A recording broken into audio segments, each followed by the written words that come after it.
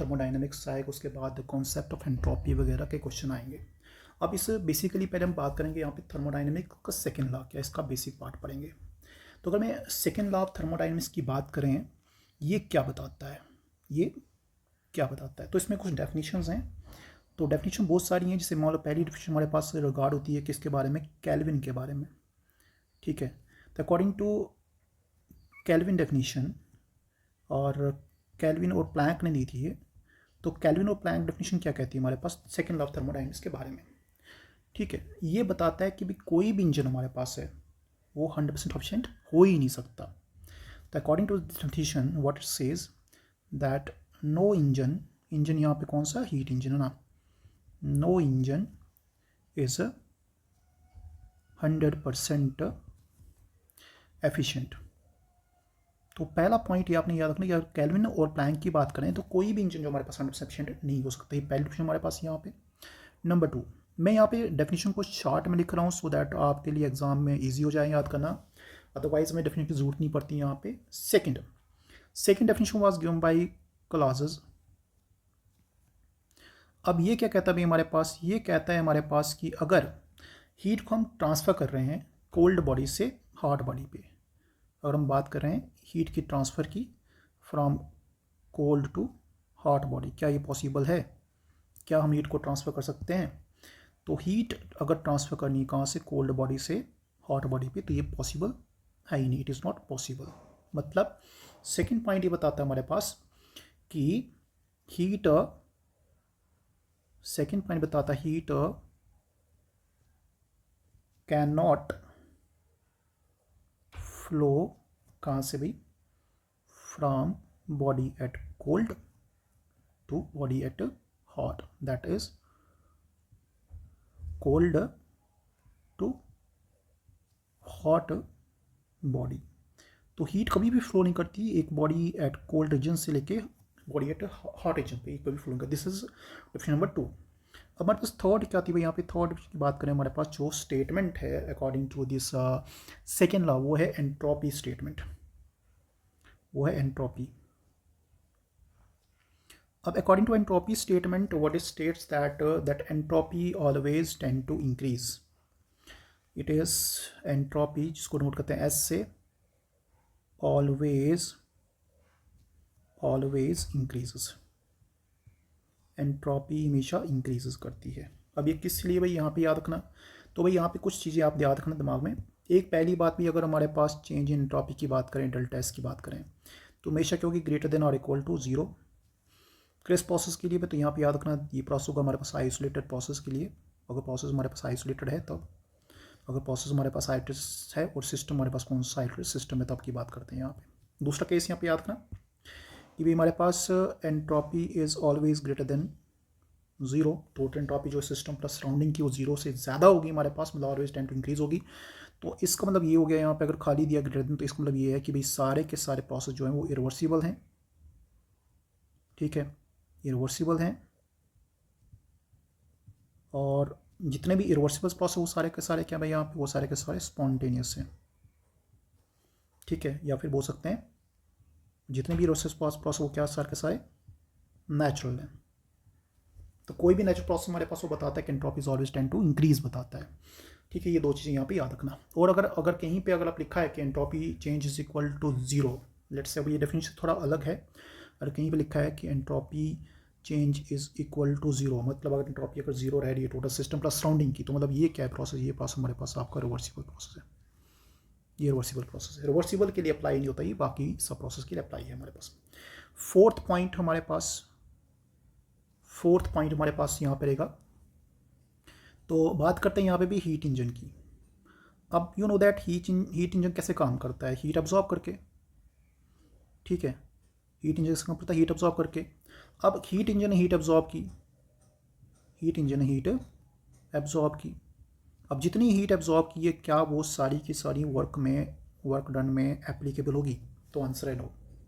Heat engine heat को ज़्यादा absorb करता है, बट वर्क जो होता है उसका done by heat engine is always less. तो कुछ अमाउंट ऑफ हीट जो है वो सिंक में चल जाती है, कुछ अमाउंट ऑफ हीट जो हमारे पास वो अनयूज रहती है, टोटल कन्वर्जन हमारे पास पॉसिबल नहीं है। फिफ्थ हमारे पास पॉइंट अभी हमारे पास this is definition regarding refrigerator, ठीक है, और हीट पंप के, और हीट पंप। तो हम रेफ्रिजरेटर की बात करें या हीट पंप की बात करें, अगर हम देखते हैं, जैसे मान लो हमारे पास बात करते हैं कि क्या हीट ट्रांसफ़र करती कोल्ड टू हॉट। अगर मैं चाहता हूँ कि अगर मैं कोल्ड रीजन से हीट को ट्रांसफर करूँ कहाँ पे, हॉट रीजन पे, तो क्या पॉसिबल है? यस ऑफ कोर्स पॉसिबल है, बट कब? Here we require what we can say external work, ठीक है। तो अगर मुझे करना है कोल्ड से हॉट को, अगर मैं ट्रांसफर करना चाहता हूँ, मुझे क्या चाहिए? रिक्वायर चाहिए एक्सटर्नल वर्क। तो ये पॉसिबल डेफिनेशन किसकी? सेकंड लॉ ऑफ थर्मोडायनेमिक्स की, जिसमें आपको याद रखना है यहाँ पे एक ही आपका सबसे बेसिक पॉइंट आपको याद रखना है यहाँ पे, that basic point is this one, that basic point is this one कि इरिवर्सिबल नेचुरल प्रोसेस सारे के सारे spontaneous at the same time, वहाँ पे जो डेल्टा एस है वो इंक्रीज रहता है हमारे पास। तो entropy of the system is always tend to increase, and it is not possible to transfer heat from cold to hot body until and unless we have some external work is applied to do it. Understand? 2 point हमारे पास सबसे important, and no instance here that can convert total heat into work. Always heat absorbed is more than the work done. तो ये कुछ चीज़ें हमारे पास यहाँ पे आपकी सेकंड लॉ ऑफ थर्मोडायनेमिक्स की बात करते हैं, मतलब टोटल बात करता है किसकी? स्पॉन्टेनियस रिएक्शन की, कि रिएक्शन स्पॉन्टेनियस है और रिएक्शन नॉन स्पॉन्टेनियस है। तो वही सेकंड लॉ हमारे पास हो गया। अब आते हैं नेक्स्ट पे हमारे पास,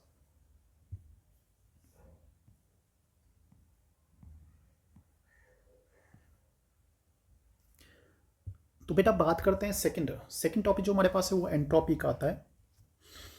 तो हमने ऊपर भी एंट्रोपी की बात की है, entropy is related with your the spontaneous criteria.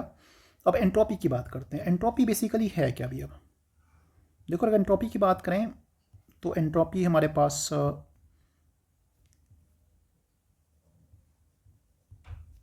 तो एंट्रोपी की बात करते हैं। अब you know that entropy is basically your denoted by letter S. और एंट्रोपी है क्या? What is entropy? So entropy is directly proportional to degree of disorder, ठीक है भी, degree of disorder, or we can say it is proportional to the state of randomness. जितना भी system random होगा, जितना भी सिस्टम में रैंडमनेस आएगी, उतना ही हमारे पास एंट्रोपी बढ़ेगी। जैसे मान लो अगर मैं यहाँ पे बात करूँ तो एंट्रोपी की बात करें तो सबसे ज़्यादा एंट्रोपी होती है गैस की, ठीक है। उसके बाद होती है हमारे पास लिक्विड्स की, उसके बाद होती है हमारे पास किसकी? सॉलिड्स की एंट्रोपी ज़्यादा होती है। तो जितना भी सिस्टम हमारे पास क्लोजली पैक है, जैसे सॉलिड्स है, वहाँ पे एंट्रोपी कम होगी, और जितना भी सिस्टम हमारे पास लूजली पैक है, जैसे हमारे पास हम गैस की बात करते हैं, वहाँ पे एंट्रोपी ज़्यादा होगी। जहाँ पे डिसऑर्डर ज़्यादा, वहाँ पे एंट्रोपी ज़्यादा है, ठीक है। दूसरा पॉइंट याद रखना यहाँ पे आपने एंट्रोपी के रिगार्डिंग कि भी एंट्रोपी हमारे पास एक स्टेट फंक्शन है, it is a state function. तो थर्मोडाइनमिक फंक्शन या तो स्टेट होते हैं या तो पाथ होते हैं, बट एंट्रोपी हमारे पास स्टेट फंक्शन है। That means change entropy is equal to, ठीक है, एंट्रोपी फाइनल में क्या है और एंट्रोपी इनिशियल क्या है। तो इनिशियल और फाइनल पाथ की बात करता है, मतलब आप सिंपल यहाँ पे कहें तो प्रोडक्ट और रिएक्टेंट की बात कर सकता है। तो अगर मैं फाइनल की बात करूँ, प्रोडक्ट क्या बनते हैं यहाँ पे, और इनिशियल में रिएक्टेंट क्या थे, उनकी चेंज से हम एंट्रोपी को निकाल सकते हैं। तो हम इंडिविजुअल लेवल पे कोई भी एब्सोल्यूट वैल्यू ऑफ एंट्रोपी नहीं निकाल सकते। दूसरा पॉइंट। तीसरा इसका मैथमेटिकल डेफिनेशन क्या हमारे पास, तो याद रखना, तो change entropy is equal to heat absorbed, ठीक है, अपॉन टेम्परेचर। अच्छा भाई, हीट का यूनिट क्या आएगा? तो हीट की यूनिट आएगा जूल, टेम्परेचर का केल्विन, ऊपर गए तो पर केल्विन, और अगर मोल की टर्म में निकालें तो जूल पर केल्विन पर मोल आएगा। तो ये भाई इसका यूनिट होगा, इसका ऐसा यूनिट है हमारे पास किसका? एंट्रोपी का। और ये इसका हो गया सबसे पहला बेसिक कॉन्सेप्ट हमारे पास। अब बात करते हैं यहाँ पे, भाई ये हमने चीज़ें बता दी कि एंट्रोपी का डेफिनेशन क्या है एंट्रोपी का। अब एंट्रोपी के कुछ और रिलेशन हमारे पास हर एक प्रोसेस के लिए, चाहे प्रोसेस आइसोथर्मल है, चाहे आइसोकोरिक है, आइसोबैरिक है, एडियाबैटिक है। तो पहले बात करते हैं हमारे पास, अगर प्रोसेस हमारे पास आइसोथर्मल, उस केस में क्या होगा? अगर प्रोसेस हमारे पास आइसोथर्मल है उस केस में क्या होगा? देखो, प्रोसेस आइसोथर्मल है तो ऑब्वियसली बात हमारे पास change in temperature is equal to 0, constant होगा हमारे पास, ठीक है। इस केस में क्या होगा, entropy change delta S is equal to n moles R is universal gas constant, ठीक है, log of V2 upon V1, ठीक है, या फिर P1 अपॉन P2। तो एक हो गया यहाँ पे भी कंडीशन हमारे पास। यहाँ पे टेम्परेचर कांस्टेंट है, बट जो आपके क्या कहते हैं प्रेशर है, वॉल्यूम है, वेरिएबल है। तो भाई ये रिलेशन बन सकता है हमारे पास, ठीक है। तो किस प्रोसेस के, आइसोथर्मल प्रोसेस की। अगर प्रोसेस हमारे पास बेटा अगर होगा हमारे पास कौन सा, आइसोकोरिक, मतलब हमने क्या किया, वॉल्यूम को कांस्टेंट किया, डीवी को कांस्टेंट किया। अब बचा क्या, प्रेशर और टेम्परेचर। तो इस केस में हमारे पास आपका change in entropy is equal to, वो क्या होगा हमारे पास, अगर हमारे पास वॉल्यूम कांस्टेंट है तो यहाँ पे n मोल्स और यहाँ पे CV, ठीक है, molar heat capacity constant volume, ठीक है, ये लेते हैं, और log of T2 upon T1 हो गए दो फॉर्मूले। और तीसरा हमारे पास आएगा बेटा कौन सा, अब आएगा isobaric process.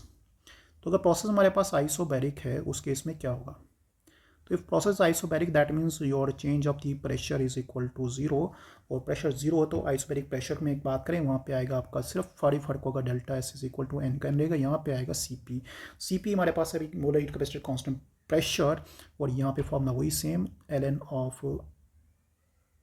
T2 upon T1, ठीक है।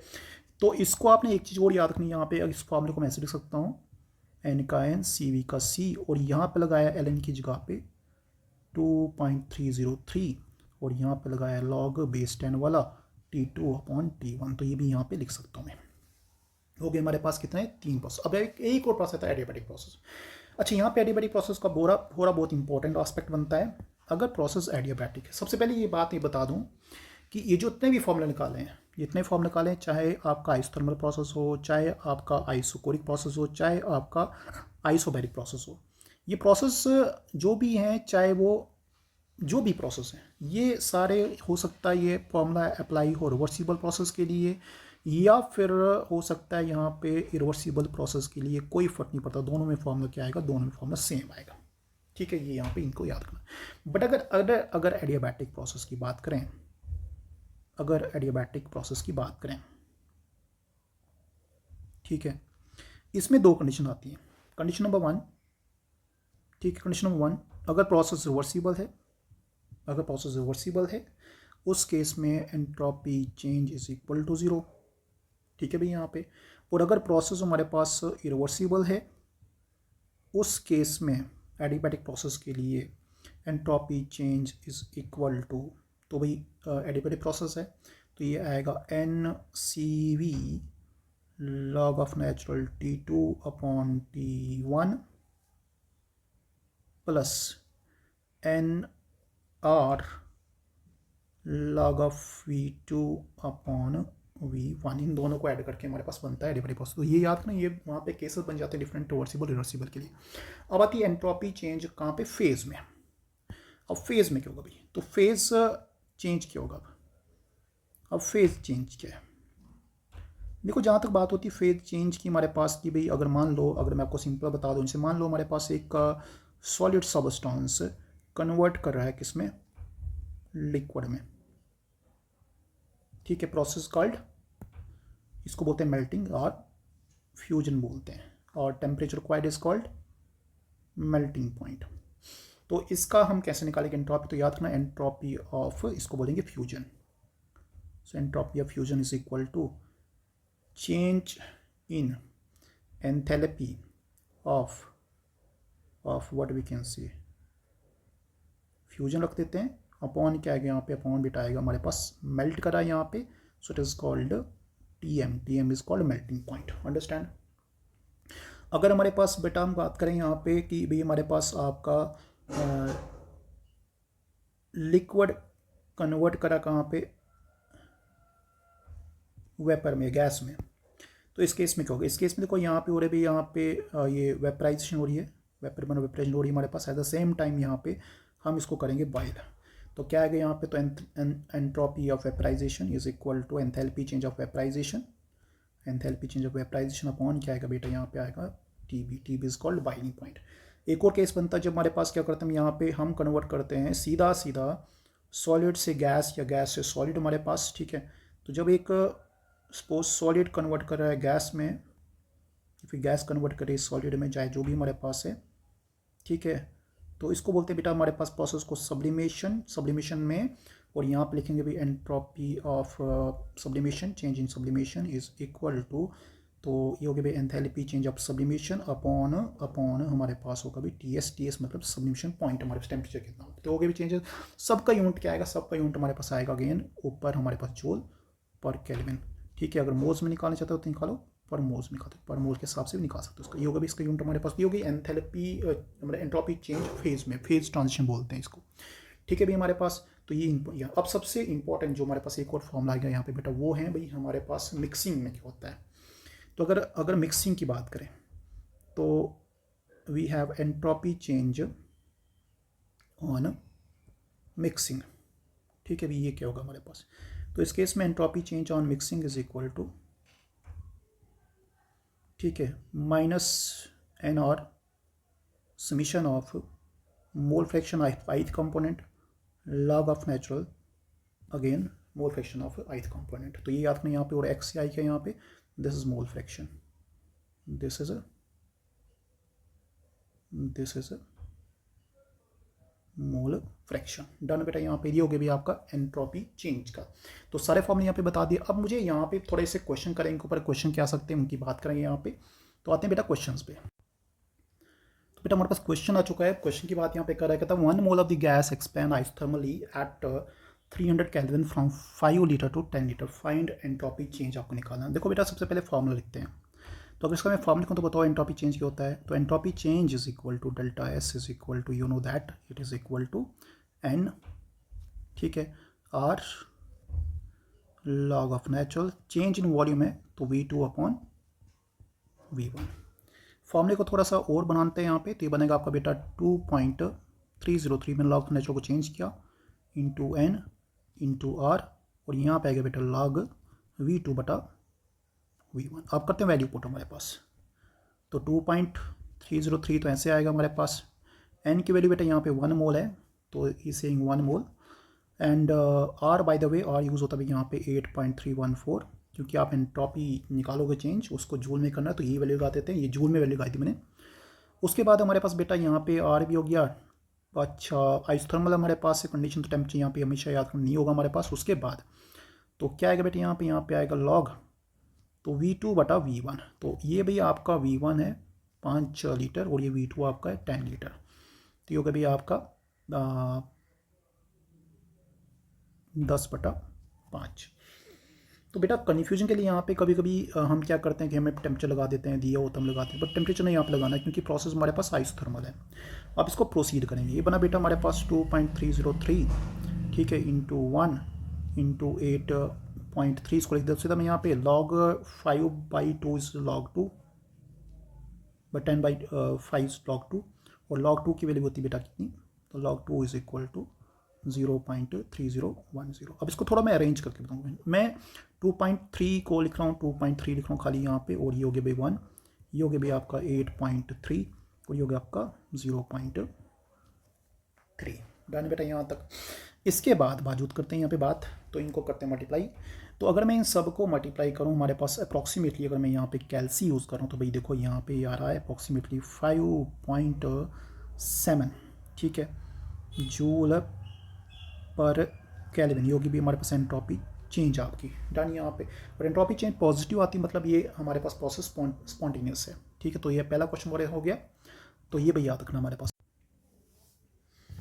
तो बेटा हम बात करें क्वेश्चन नंबर 2 की। हमारे पास यहाँ पे कहता है 2 मोल्स ऑफ हमारे पास एक मोनोटोमिक गैस है, और मोनोटोमिक गैस के लिए जो CV वैल्यू दी हो कितनी भाई 3/2 दी हुई, ठीक है, CV वैल्यू दी यहाँ पे।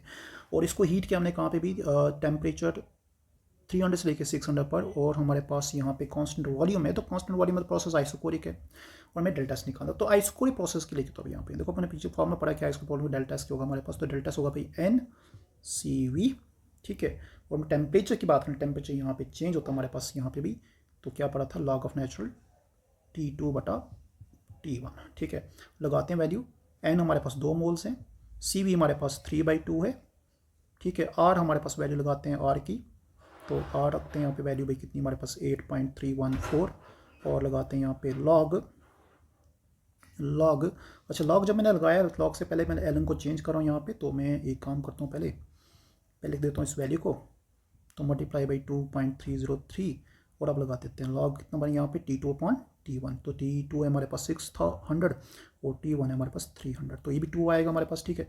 तो ये देखो बेटा यहाँ पे कटिंग से रख सकते हैं, 2 यहाँ पे गया, ये 2 यहाँ पे गया, तो बचा यहाँ पे खाली 3 इंटू 8.3 इंटू 2.3 इंटू और log 2 की वैल्यू बेटा यहाँ पे अगेन 0.3, और इस सब को अगर मल्टीप्लाई करेंगे हमारे पास ये नियरली हमारे पास आएगा बेटा कितना 17.3 के पास में जूल पर केल्विन, ठीक है। जो आंसर मैं निकाल रहा हूँ अप्रॉक्सीमेशन यहाँ पे मैं निकाल के लगा रहा हूँ, तो साथ में कैलकुलेटर भी आप याद करेगा और यहाँ पे निकालेगा भी, हो गया यहाँ पे भी। तो this is the case 1 number 2, तो 2 मेडिकल हो गया।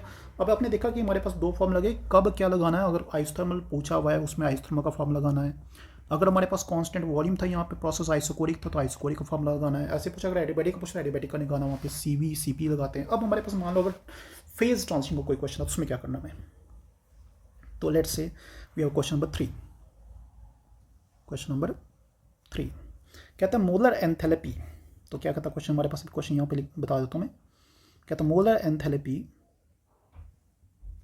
एंथैल्पी ऑफ वेपराइजेशन, मतलब डेल्टा H वेपराइजेशन किसका दिया भी, ऑफ वाटर का, कितना है एट 373 केल्विन, ठीक है, कितना है इज 40.65 किलो जूल पर मोल, कहता फाइंड एंट्रोपी चेंज, ये लो भी। तो देखो अभी अब यहाँ पे अपने फॉर्मूला पड़ा है कि अगर हम इसका हम सोल्यूशन निकालें तो यू नो दैट कि entropy change is equal to, अभी दिया भाई यहाँ पे delta H vaporisation upon boiling point TB, तो वाटर का बॉइलिंग पॉइंट तो हमारे पास 100 होता है, अब 100 को यहाँ पे कैलोरी लिखा तो कितना बना 373 कैलोरी बना यहाँ पे भी, और हीट ऑफ जो वेपराइजेशन हमारे पास है, देखो उससे पहले आपको जब भी एंट्रोपी चेंज निकालना है, ये निकालते हैं हमारे पास किसमें, हमेशा निकालते हैं जूल में। अब यहाँ पे किलो है तो कन्वर्ट करेंगे इसको, यहाँ पे ये बनेगा आपका 40.65 इंटू 10⁻³ हो गया भाई जूल हमारे पास। तो अब इसको हम डिवाइड करेंगे, ठीक है। अब डिवाइड करेंगे हमारे पास, डिवाइड करके ये जो आता है हमारे पास बेटा, so that comes out to be 108.9, ठीक है, जूल पर केल्विन, ठीक है। तो ये हो गया एंट्रोपी चेंज हमारे पास डन यहाँ पे।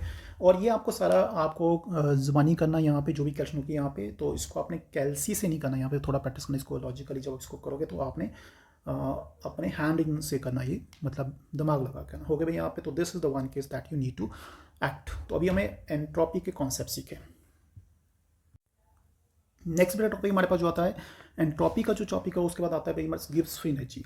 अब देखो गिब्स फ्री एनर्जी हमारे पास यहाँ पे भी टॉपिक इसमें है, तो सबसे पहले बात करते हैं गिब्स फ्री एनर्जी की, बात करते हैं गिब्स फ्री एनर्जी की, तो जिसको नोट करते हैं G से, और गिब्स फ्री एनर्जी को अगर G से नोट करते हैं तो भाई चेंज इन गिब्स एनर्जी को हम यहाँ पे निकालते कैसे, that is equal to change in your enthalpy minus temperature and change in entropy. ये फॉर्मूला को यहाँ पे याद रखें, delta G is equal to delta H minus T delta S, और स्टैंडर्ड स्टेट में क्या होगा हमारे पास, delta G not is equal to delta H not minus T delta S। इस केस में याद रखना अगर हमारे पास डेल्टा G की वैल्यू 0 से कम आती है, मतलब नेगेटिव होती है, तो प्रोसेस क्या होता है बेटा यहाँ पे स्पॉन्टेनियस होता है, और ये फाइनल कॉल है भाई जो बताता है प्रोसेस स्पॉन्टेनियस है नॉन स्पॉन्टेनियस है। नेक्स्ट केस अगर डेल्टा G 0 से बड़ा है, मतलब अगर हमारे पास ये ऊपर मैंने क्या लिख दिया नेगेटिव आती है, और अगर यहाँ पे ये पॉजिटिव आएगी हमारे पास, तो प्रोसेस क्या होगा बेटा यहाँ पे होगा नॉन स्पॉन्टेनियस, ठीक है। थर्ड पॉइंट, अगर डेल्टा G हमारे पास इक्वल टू 0 है बेटा हमारे पास, इस केस में क्या होगा बताओ, इस केस में इक्विलिब्रियम होगा, ठीक है, तो प्रोसेस सेट होगी इक्विलिब्रियम। और इस केस में आपका जब इक्विलिब्रियम आएगा उस केस में इंपॉर्टेंट पॉइंट ये बनता है कि delta H is always equal to delta T delta S, ठीक है। जब हमारे पास नेगेटिव होगा तो नेगेटिव के केस में हमारे पास यहाँ पे भी आपका क्या रहेगा और पॉजिटिव में क्या रहेगा वो आपको डिपेंड है यहाँ पे करता है कि क्या क्या रहेगा। ठीक है, ये केस हमारे पास हो गए दो। अब हमारे पास यहाँ पे जब हमने ये चीज़ निकाली, अब ये हमारे पास हमने इंपॉर्टेंट, अच्छा एक और कुछ फॉर्मूले इसके, तो डेल्टा जी का रिलेशन किसके साथ, हमारे पास इक्विलिब्रियम के साथ क्या होगा।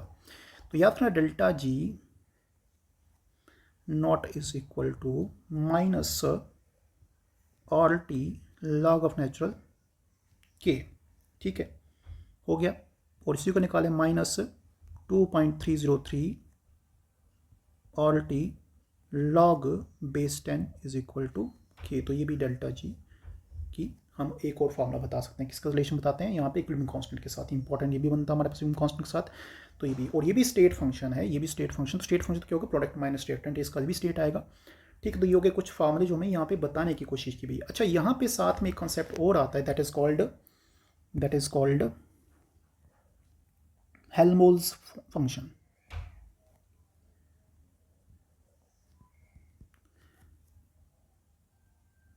हेल्महोल्ट्ज़ फंक्शन, इसको नोट करते हैं या तो एफ से बेटा, या तो करते हैं ए से। यूजुअली ए से डिफाइन करते हैं, हमारी ये जो सिलेबस में पूछा गया वो भी ए से पूछा है। अब हेल्महोल्ट्ज़ फंक्शन और गिब्स एनर्जी ऑलमोस्ट सेम ही है। ठीक है, कोई इनमें खास होना फ़र्क नहीं होता। बट हेल्महोल्ट्ज़ को निकालने में क्या यूज़ करते हैं यहाँ पे, तो हम यूज़ करते हैं यहाँ पे बेटा आपका delta A is equal to delta U minus T delta S. तो फ़र्क यहाँ पे है कि भी हम जब बात करते हैं, देखो एक चीज़ यहाँ पे याद रखना कि हमें डेल्टा एच हमने पहले पढ़ा था, और डेल्टा एच हमारे पास आप तब यूज़ करते थे जब हम प्रेशर की बात करते थे, और डेल्टा यू तब यूज़ करते जब हम वॉल्यूम की बात करते थे। तो एक सिंपल सा यहाँ नोट याद रखना कि अगर डेल्टा जी की बात हो रही है, जी की बात हो रही है, तो we have to go for pressure terms. मतलब अगर हमारे पास जी की बात हो रही है, ठीक है, तो ये तब बात होगी जब हमारे पास आपका प्रेशर इज फिक्स्ड होगा। और अगर ए की बात हो रही है, ये तब होता होगी बेटा जब हमारे पास वॉल्यूम आपको फिक्स होगा, व्हेन वी इज फिक्स्ड। ठीक है, वी इज फिक्स्ड। बाकी कोई खास उसमें कोई चेंज नहीं है। तो ये एंथैल्पी चेंज वो आपका इंटरनल एनर्जी चेंज हमारे पास। इंटरनल एनर्जी क्या होती भी, ये वॉल्यूम से हमें रिलेट करना है, और ये यहाँ पे एंथैल्पी को रिलेट करने से प्रेशर से रिलेट करना है। ये दो चीज़ याद रखना, ये एक चीज़ें फिक्स होनी चाहिए हमारे पास। अब हम बात करें यहाँ पे, तो ये होगी बात। ठीक है, तो ये फॉर्मूला बनता है हमारे पास, डन यहाँ पे। So this is all about your formulas. अब जो मोस्ट हमारे पास इसमें टॉपिक है डिमांडिंग बेटा, वहाँ पे आपको इक्वेशन पूछे, बहुत सारे फॉर्मूले पूछे भी, एंट्रोपी का फॉर्म पूछा है, एंथैल्पी का पूछा है, पीवी के साथ पूछे हैं। तो उन सबको हम एक इक्वेशन के साथ कर रहे हैं। उससे पहले एक न्यूमेरिकल करते हैं। सो कम अप टू न्यूमेरिकल, बेटा एक न्यूमेरिकल लेते हैं। तो बेटा न्यूमेरिकल में क्या पूछा है बेटा, कहता है डेल्टा एच नॉट दिया हुआ है, and that is equal given as 120 kilo joule per mole. ठीक है, डेल्टा एस नॉट दिया है स्टैंडर्ड स्टेट में -150 जूल पर केल्विन पर मोल। ठीक है, आपको निकालना है delta G not at 298 kelvin. सबसे पहले देखो यहाँ पे यूनिट, इसको कन्वर्ट करेंगे। तो -120 किलो को बना दिया जूल में, 10⁻3 ये बना जूल पर मोल। अब डेल्टा जी निकालना है। तो डेल्टा जी का formula you know that delta H not minus T delta S, बस ये फॉर्म लगा देते हैं।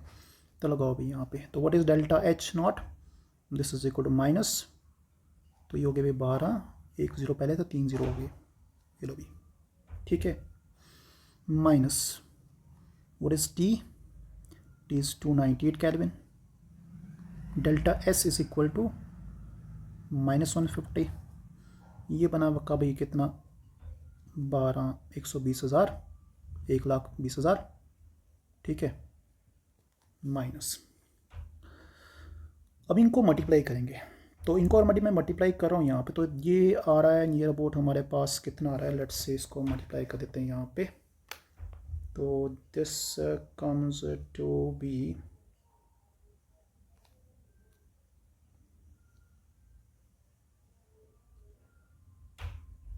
298 multiplied by 150. So this comes to be 44700. ठीक है। और अगर मैं यहाँ पे, अच्छा माइनस माइनस क्या होगा, प्लस होगा, ठीक है। अब हम इसको निकालते हैं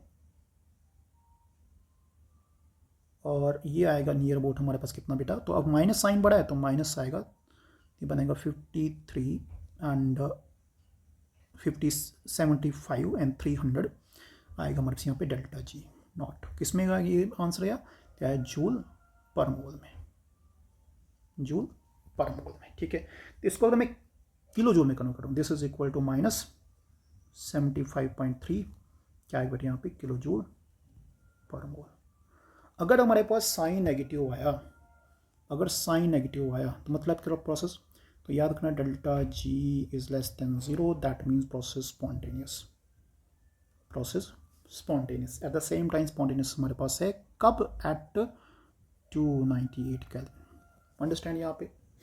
अब क्वेश्चन नंबर 2 मैं यहाँ पे बता रहा हूँ, क्वेश्चन नंबर 2 ये भी इंपॉर्टेंट क्वेश्चन बनाऊंगा मैं यहाँ पे। तो क्वेश्चन नंबर 2 ये कहता बेटा हमारे पास, अगर मान लो उसने कहा भी डेल्टा एच हमारे पास 60 है, डेल्टा एच में 60 किलो जूल पर मोल है, ठीक है, पॉजिटिव में दिया हुआ, ठीक है, पर मोल दिया हुआ यहाँ पे। अब डेल्टा एस बोरा यहाँ पे 200 है, डेल्टा एस बोरा हमारे पास पॉजिटिव कितना है, 200 जूल पर केल्विन है, ठीक है। आपको बताना है find temperature at which delta G is less than 0 और प्रोसेस स्पॉन्टेनियस, मतलब प्रोसेस हमारे पास क्या है, स्पॉन्टेनियस है। तो अगर ये चीज़ आपको निकालनी है बेटा, इसमें सबसे पहले आपको ये ध्यान देना है। तो पहली बात यहाँ पे करें तो इसका सोल्यूशन कैसे निकालेंगे, तो बेटा यहाँ पे मैं एक सिंपल सा बताता हूँ। देखो हमें एज्यूम करना पहले यहाँ पे, तो let us assume what assume कि delta G is equal to 0, that means 0 is equal to delta H minus T delta S, और we can say delta H is equal to T delta S. Done यहाँ पे। अब मुझे यहाँ से T निकालना है, तो बताओ डेल्टा टी क्या होगा, तो T is equal to delta H upon delta S, ठीक है, delta H upon delta S, ठीक है। अब डेल्टा एच की वैल्यू लगा देते हैं, तो डेल्टा एच कितना भाई हमारे पास 60 किलो जूल था, तो यहाँ पे जूल में कन्वर्ट कर देते हैं, पार्ट 3 आया, अपॉन क्या बेटा यहाँ पे, अपॉन हमारे पास 200, ठीक है। ये बना बेटा 6 इंटू 10 रेज पर 4 अपॉन 2 इंटू 10 रेज पर 2, ठीक है। तो ये बना बेटा 300 केल्विन, ये लो भाई। तो टेम्परेचर कितना है बेटा, 300 केल्विन। अब 300 केल्विन हो गया। अब बोला एट वो temperature delta G is less than 0। देखो यहाँ पे दो क्वेश्चन आस्पेक्ट उठते हैं। अगर मैं टेम्परेचर, तो इस टेम्परेचर पे डेल्टा जी क्या होगा बेटा, 0 करो, मतलब प्रोसेस क्या होगा, इक्विलिब्रियम। अब हो सकता है इसे टेम्परेचर बड़े पे क्या होगा, इसे टेम्परेचर कम से क्या होगा। अगर मान लो टेम्परेचर हमारे पास मैं 301 का देता हूँ, टेम्परेचर हमारे पास 299 का देता हूँ, मैं आपको समझा देता हूँ क्या होता है यहाँ पे। तो इस केस में क्या होता है, देखो 301 का देता हूँ, तो बताओ डेल्टा जी क्या आएगा, तो डेल्टा जी नॉट आएगा हमारे पास कितना यहाँ पे, तो डेल्टा जी नॉट आएगा बेटा हमारे पास यहाँ पे delta H not minus T delta S not. और ये तो बेटा मान में निकाल दिया था, कितना था हमारे पास यहाँ पे 60,000 माइनस टी भाई हमारे पास 301 और डेल्टा एस हमारे पास 200, ये बना बेटा 6000। और अगर हम 301 को मल्टीप्लाई करें 200 से, 301 को मल्टीप्लाई करें 200 से, तो दैट इज इक्वल टू 60200। तो बताओ बेटा आंसर क्या आएगा, आंसर आएगा माइनस, ये लो भाई 200, ठीक है। तो आया भाई माइनस 200 हमारे पास आंसर यहाँ पे। अब माइनस 200 आंसर आया तो माइनस से भी हमारे पास माइनस, मतलब यहाँ पे प्रोसेस क्या बताओ भाई, तो इस केस में डेल्टा जी आपका लेस देन 0 है, मतलब प्रोसेस हमारे पास स्पॉन्टेनियस है, ठीक है भाई। एक चीज़ हमारे पास, तो टेम्परेचर क्या होना चाहिए बताओ भाई, तो टेम्परेचर हमारे पास 300 से ऊपर होना चाहिए, temperature is more than 300 kelvin, तब जाके आ सकता है। अगर टेम्परेचर कम होगा तो देखो आपके सामने यहाँ पे, तो 60,000 में माइनस करेंगे बाद कितना यहाँ पे, तो हम करेंगे यहाँ पे 200 multiply by 299 which is equal to 60,000 minus, तो भाई ये हो गया हमारे पास 9 2 18 9 2 18 9 2 18 19, और 500, that is equal two plus आएगा हमारे पास कितना 200। तो अगर टेम्परेचर हमारे पास 300 से कम है बेटा, तो इस प्रोसेस क्या आएगा हमारे पास delta G I is equal to positive. तो यहीं से हमारे पास एक क्राइटेरिया बन जाता है। अब क्राइटेरिया फिक्स यहाँ से देखो भी न्यूमेरिकल से क्राइटेरिया निकालेंगे। तो क्राइटेरिया क्या स्पॉन्टेनिटी का, तो पहले तो 2 यूनिवर्सल क्राइटेरिया याद रखना आपको। देखो universal criteria at any T, ठीक है, एनी, अगर टेम्परेचर कुछ भी है तो उसमें क्या होगा। तो देखो 2 क्राइटेरिया, एक नेगेटिव वाला एक पॉजिटिव वाला। डेल्टा जी पॉजिटिव कब होगा, डेल्टा जी नेगेटिव कब। तो नेगेटिव तब होगा बेटा हमारे पास जब हमारे पास डेल्टा एच हमारे पास नेगेटिव आएगा और डेल्टा एस हमारे पास पॉजिटिव आएगा। फिर चाहे कोई भी टेम्परेचर लो हो हाई हो फर्क नहीं पड़ता, वहाँ पे हमेशा क्या रहता है हमारे पास ये आपका ये नेगेटिव रहता है। बट अगर कंडीशन हमारे पास यूनिवर्सल है भाई कि अगर मान लो कोई भी टेम्परेचर हो और अगर डेल्टा एच हमारे पास हमेशा अगर उस केस में पॉजिटिव हो एंड और हमारे पास साथ में एंट्रोपी चेंज हमेशा नेगेटिव हो, तो फिर कोई चांस नहीं है कि वो प्रोसेस हमारे पास स्पॉन्टेनियस बन जाए, बट क्या होगा नॉन स्पॉन्टेनियस हो। पहला केस भी। नंबर 2, अब टेम्परेचर से के अलावा अब टेम्परेचर पे कि टेम्परेचर लो है या हाई है। अब टेम्परेचर लो है या फिर हाई है, तो इस केस में का अगर टेम्परेचर कंडीशन लो रखें तो देखो भाई यहाँ पे 2 यहाँ पे बता देता हूँ। पहला केस, अगर मान लो डेल्टा एच हमारे पास आपका, जिसने यहाँ पे हमने निकाला था डेल्टा एच हमारे पास क्या था, यहाँ पे पॉजिटिव था, डेल्टा एच हमारे पास पॉजिटिव था, तो डेल्टा एच क्या था पॉजिटिव था, और साथ में डेल्टा एस भी क्या था पॉजिटिव था। तो जब दोनों वैल्यू पॉजिटिव थी, डेल्टा एच भी पॉजिटिव था एस भी पॉजिटिव था, बताओ भी क्या हुआ। तो यहाँ पे हाई टेम्परेचर पे हमारे पास ये स्पॉन्टेनियस आया, तो हाई टेम्परेचर पे क्या होगा बेटा यहाँ पे ये स्पॉन्टेनियस होगा, ठीक है, और लो पे क्या होगा बेटा ये होगा नॉन स्पॉन्टेनियस, ठीक है। अब हमारे पास देखो भाई टेम्परेचर हाई लो, फिर अगेन वहाँ पे बात करते हैं हाई लो की। एक और केस हमारे पास डेवलप होता है यहाँ पे, तो केस से भी हमारे पास डेल्टा एच भी हमारे पास अगर नेगेटिव हो और डेल्टा एस भी हमारे पास नेगेटिव हो, तब क्या बनेगा, तब क्या बस ऊपर वाले केस को अपोजिट, ऊपर वाले केस को अपोजिट। तो इस समय लो टेम्परेचर पे हमारे पास प्रोसेस होगा स्पॉन्टेनियस और हाई पे प्रोसेस होगा कौन सा नॉन स्पॉन्टेनियस होगा भी। तो ये आपको इतना सा याद रखना है यहाँ पे, जो 3 क्राइटेरिया हमारे पास यहाँ पे इंपॉर्टेंट है। अब लास्ट टॉपिक इस टॉपिक का बेटा वो है हमारे पास अब लास्ट मैक्सवेल इक्वेशन।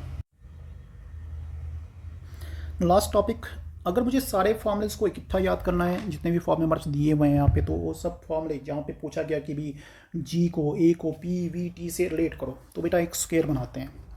ये लास्ट भी हमारे पास एक स्क्वायर, इसको बोलते हैं मैक्सवेल स्क्वायर। ये मैक्सवेल स्क्वायर बहुत काम की चीज़ है यहाँ पे, क्योंकि ये सारे फॉर्मूले को बता देगा, जो भी रिलेशन पूछोगे ये फॉर्मूला यहाँ पे इंपॉर्टेंट बनेगा और यहाँ से क्वेश्चन आपको आएगा बेटा, जो भी बता दूँ आपको। तो हमने एक स्क्वायर बनाया, ठीक है, इसमें क्या लिखा बेटा एस पी वी और टी, ठीक है, एंट्रोपी प्रेशर वॉल्यूम और टेम्परेचर, ठीक है। फिर हम एक यहाँ से क्या करते हैं, पी से टॉप से शुरू करते हैं टुवर्ड्स वी की तरफ, और जहाँ पे एंड करें वहाँ पे हमारे पास क्या होगा एरो होगा, और वैसे हमारे पास एस से शुरू करेंगे टुवर्ड्स टी पे, और यहाँ पे लगाते बेटा यहाँ पे बैरो लगा देते हैं। अब सुनो यहाँ पे ध्यान से, तो जो टेल है, पहला पॉइंट जो टेल है, टेल पे नेगेटिव हेड पे पॉजिटिव, पहला पॉइंट यहाँ पे जो एरो की टेल है वो नेगेटिव और हेड क्या पॉजिटिव है। अब यहाँ पे एस पी वी टी लिखा मैं, तो Satyaprakash very we can say tricky, तो ट्रिकी हमारे पे यहाँ पे यूज़ करेंगे। अब उसके बाद बेटा यहाँ पे हमारे पास और क्या आएगा, और आएगा बेटा यहाँ पे एच यहाँ पे लेते हैं भैया हम जी, ठीक है, गिब्सन जी, यहाँ पे लेते हैं हम हेल्महोल्ट्ज़ फंक्शन, और यहाँ पे लेते हैं टर्न एनर्जी यू। बस इनका हम रिलेशन निकालेंगे। तो करना क्या भी, पहला नंबर 1 4 फॉर्मूला यहाँ से निकलेंगे, एक फार्मूला, 2 फार्मूला, 3 और 4। So you please focus here, क्योंकि ये चीज़ें बता रहा हूँ ये बहुत इंपॉर्टेंट हैं। अब पहला फार्मूला तो मैं स्टार्ट करूँगा यहाँ से बेटा, एच से स्टार्ट करते हैं। तो मैं निकालूंगा, मुझे निकालना एच, ठीक है भी। अब एच के आगे पीछे कौन है, एस है यहाँ पे पी है, तो बस एक एस लिखो एक पी लिखो साथ में।